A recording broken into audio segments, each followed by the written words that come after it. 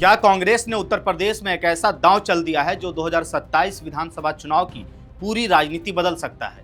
क्या राजेंद्र पाल गौतम को यूपी प्रभारी बनाना सिर्फ संगठनात्मक बदलाव नहीं, बल्कि दलित, पिछड़ा और अल्पसंख्यक वोट बैंक को साधने की बड़ी रणनीति है?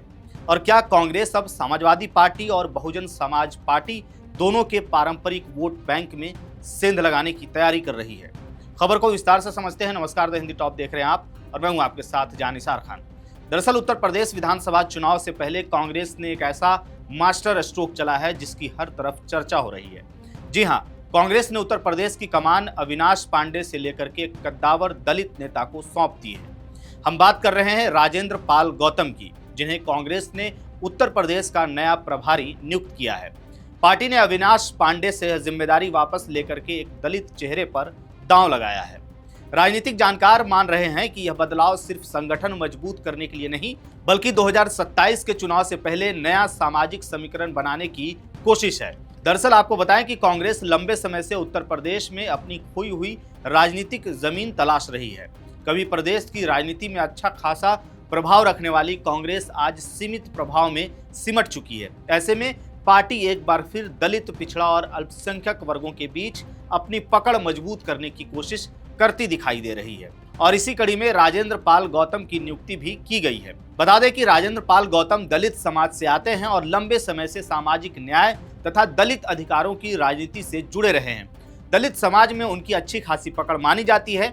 बता दें कि राजेंद्र पाल गौतम पहले आम आदमी पार्टी में थे, 2 बार दिल्ली से विधायक बने और अरविंद केजरीवाल सरकार में कद्दावर मंत्री के रूप में भी रहे हैं। हालांकि 2022 में एक बौद्ध धर्म दीक्षा कार्यक्रम से जुड़े विवाद के बाद उन्हें मंत्री पद छोड़ना पड़ा था। बाद में आम आदमी पार्टी से उन्होंने दूरी बना ली और 2025 के विधानसभा चुनाव में टिकट कटने के बाद उन्होंने कांग्रेस का दामन थाम लिया था। कांग्रेस ने पहले उन्हें अखिल भारतीय कांग्रेस कमेटी के एससी विभाग का अध्यक्ष बनाया और अब उत्तर प्रदेश जैसे सबसे अहम राज्य की जिम्मेदारी सौंप दी है।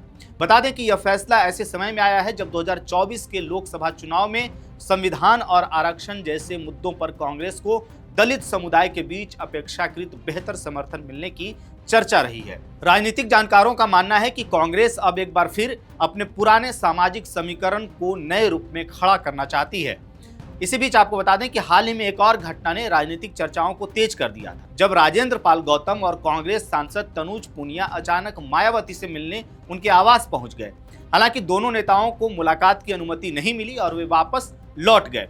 इसके लिए कांग्रेस ने उन्हें कारण बताओ नोटिस यानी कि राजपाल गौतम को कारण बताओ नोटिस जारी किया था, क्योंकि वो पार्टी से बिना इजाजत लिए ही मायावती से मिलने पहुंच गए थे।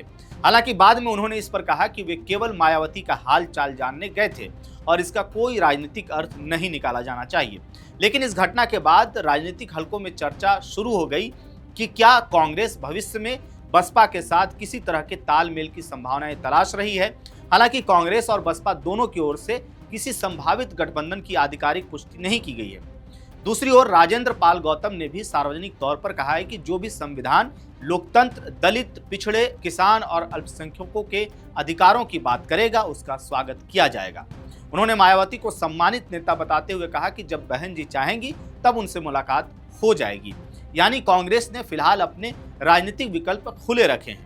अब सवाल यह भी है कि क्या कांग्रेस केवल दलित वोट बैंक पर ध्यान दे रही है या पिछड़ा वर्ग भी उसकी रणनीति का हिस्सा है। राजनीतिक जानकारों का इस पर कहना है कि कांग्रेस जानती है कि उत्तर प्रदेश में केवल दलित वोटों के सहारे वापसी आसानी नहीं होगी, इसलिए पार्टी पिछड़े वर्गों, खास करके गैर यादव, ओबीसी समुदाय और अल्पसंख्यक मतदाताओं तक भी अपनी पहुंच बढ़ाने की कोशिश कर रही है। ऐसे में अब सबसे बड़ा सवाल यही है कि क्या राजेंद्र पाल गौतम को यूपी प्रभारी बना करके कांग्रेस दलित और पिछड़े वोट बैंक में अपनी नई राजनीतिक जमीन तैयार कर रही है। क्या यह कदम समाजवादी पार्टी और बहुजन समाज पार्टी दोनों के लिए नई चुनौती बन सकता है? और क्या 2027 का उत्तर प्रदेश चुनाव सामाजिक समीकरणों की नई लड़ाई में बदलने जा रहा है? इस पूरी खबर पर आपकी क्या राय है? कांग्रेस के द्वारा लिए गए फैसले पर आप क्या सोचते हैं? अपनी राय कमेंट बॉक्स में हमें जरूर बताइएगा। मेरा नाम है जानिसार खान, आप देख रहे हैं द हिंदी टॉप। वीडियो अच्छी लगे तो चैनल को सब्सक्राइब कीजिएगा और हमें इंस्टा, फेसबुक और एक्स पर भी फॉलो कीजिएगा।